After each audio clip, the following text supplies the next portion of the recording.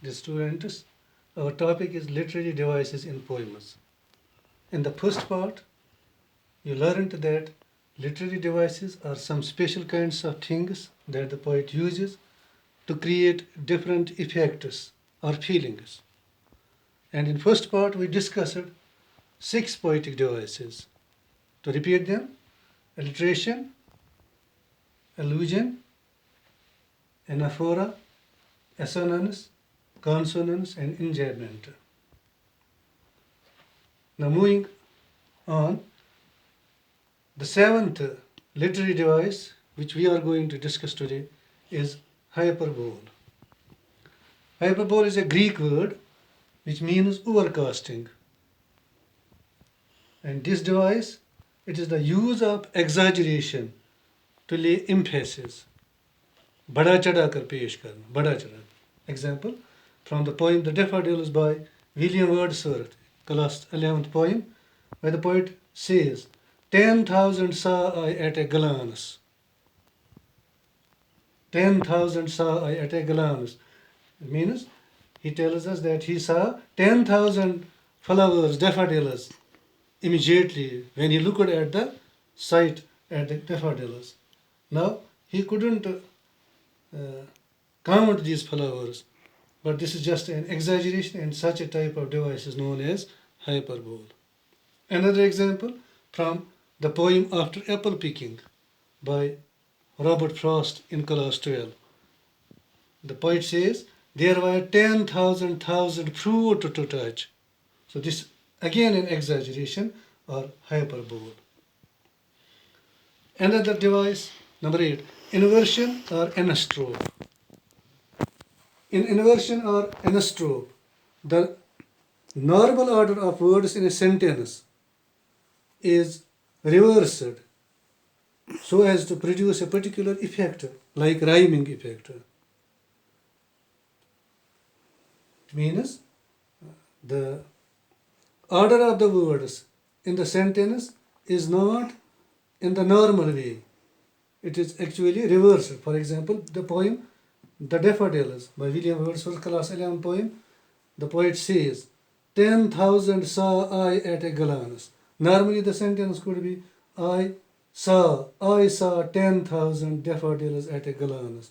But the poet says, 10,000 saw I at a glance. So the order of the words has been reversed, and this reversal of order is known as inversion or anastrophe.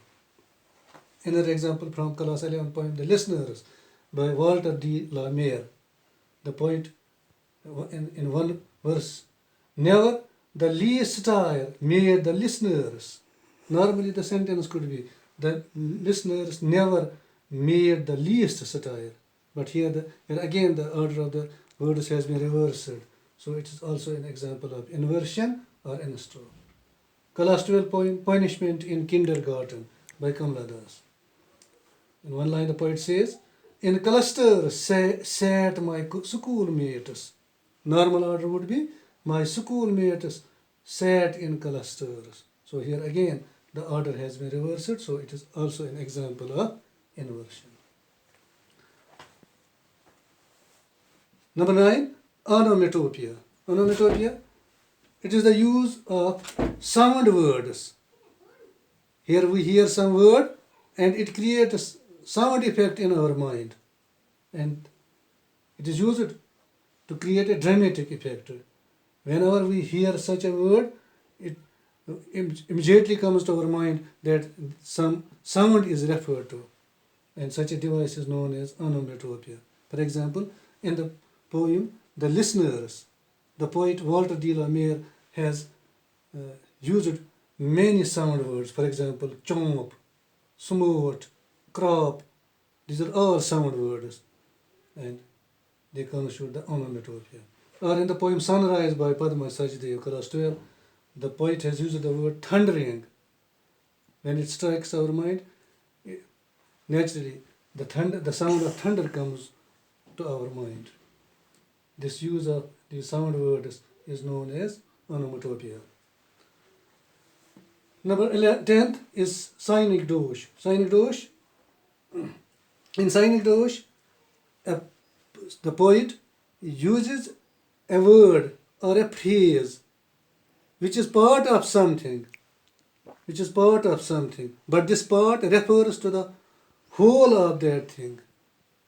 A word or a phrase is used by the poet, but that word or phrase is a part of something, but it refers to the whole thing. For example, in the poem Personal Helicon for Michael Longley by Seamus Heaney in class 11, there is a line, others had echoes, gave back your own call. Here others means the wells, others, the wells other than the well that attracted the poet in his childhood. The wells other than the well that attracted the poet in his childhood. So this others is synecdoche. Another example from Punishment in Kindergarten by Kamala Das, class 12. The poet says, the words are muffled now. The laughing face is only a blur. Here, the words refers to the abusing words of the teacher. Abusing words of the teacher. And the laughing faces refers to the laughing faces of the poet's schoolmates. Means the words is a part of the abusing words of the teacher, but this part clearly indicates to the whole thing. So this is example of synecdoche. Similarly, the laughing faces means the laughing faces of the poet's schoolmates. And instead of using the laughing faces of the poets of her schoolmates, the poet has used only the laughing faces. This is synecdoche. Number 11, refrain. In a refrain, a verse, a line, a set, or a group of lines repeats itself at regular intervals in different stanzas. That means the same line or a group of lines is repeated at regular intervals in different stanzas. For example, The Tale of Custard, the Dragon by Ognesh in class 10. The verse, and a real trilio pet dragon. This line is repeated many times throughout the poem.